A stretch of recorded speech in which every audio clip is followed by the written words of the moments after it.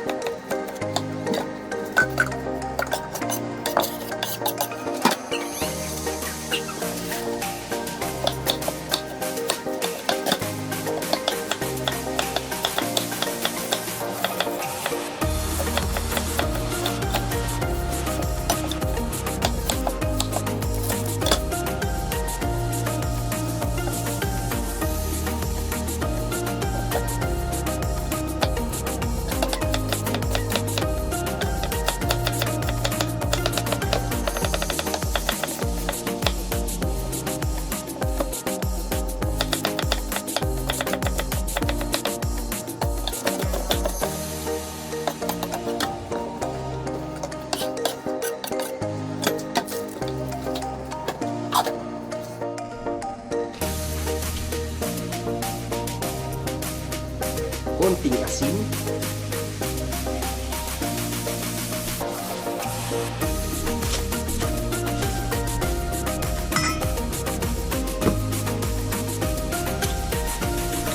konting toyo,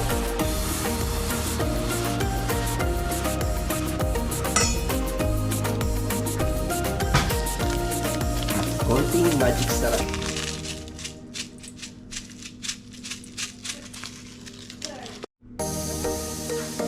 Haluin lang natin mga tropa hanggang sa mag-mix ang ating ginawang palaman para sa ating inihaw wananish. Ngayon ready na ang ating panimpla, ang ating ipapalaman sa loob ng ating isda. Ngayon naman ay ihanda na natin ang ating aluminum foil at ang ating baking plate. So, datag lang ang aluminum foil sa gitna. So, huwag kalimutang medyo mahaba ang ating wananish. Lagpas siya sa tray. Pero okay lang yan. Magagawa natin ang paraan yan.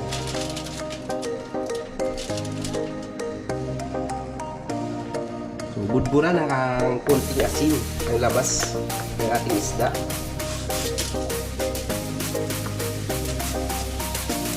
Para kahit paano may lasa na agad siya sa labas. Yan.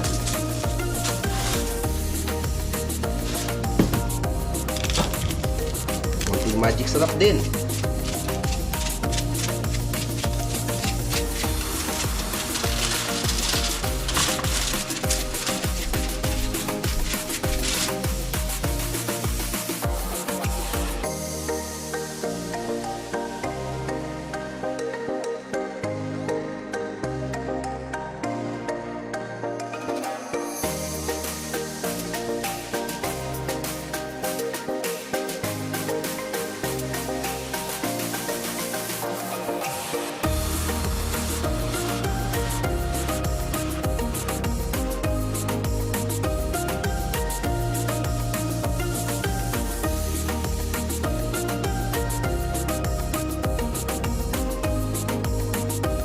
Yan. Ready na ang ating wananish para ihawin. Paside lang natin siya para magkasya siya dito sa ating tray.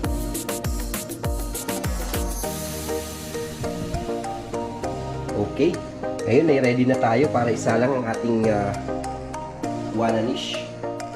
So, i-ready na natin yung oven. Lalagyan na natin siya sa 245 degrees Celsius. Preheat muna natin siya mga tropa. At pagka ready na yung preheat, isasalang natin. Okay na. Preheat na siya mga tropa. Salang na natin.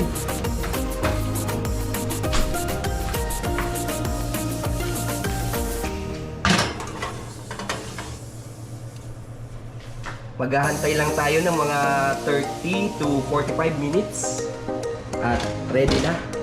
So ngayon ay 12:54 o 12:55. Okay.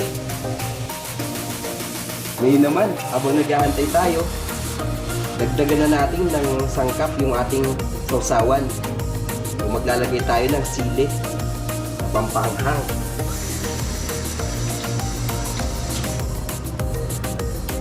Tatlo lang ang ating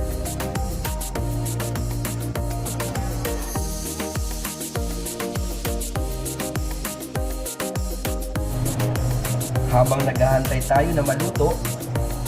Ngayon naman ay ipiprito natin yung mga natirang isda na maliliit. Gagamit lang tayo dito ng harina na may paminta, asin, magic sarap. At kung meron kayong crispy fry, mas maigi, lagyan nyo. Lalagyan natin ito para hindi dumikit yung isda sa kawali. Ayan. Haluin nyo lang. Yun.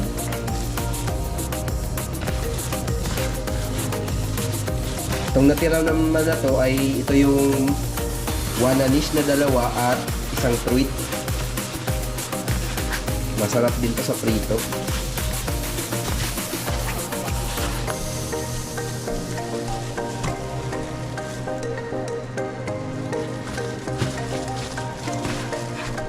Habang pinapainit natin yung kawali,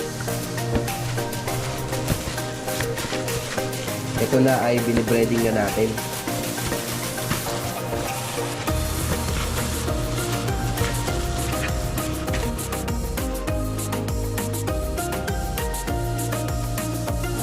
Ayan, mainit na yung kawali. Ready na para isalang yung breading nating isda para prituhin. Pwede na nating pagsabay-sabayin. Well, kasya naman sila.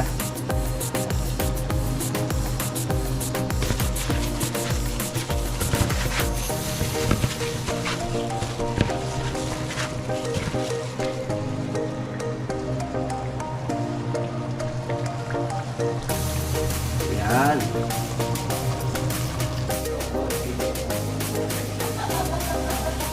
Luto na mga tropa. Eto na. Yeehaw! Umuusok-usok pa. Let's go!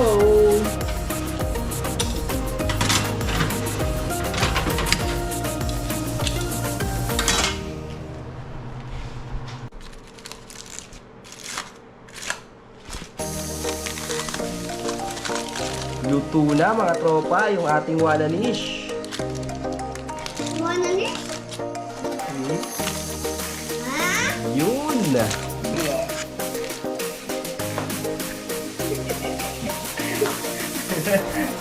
Yun, luto na mga tropa.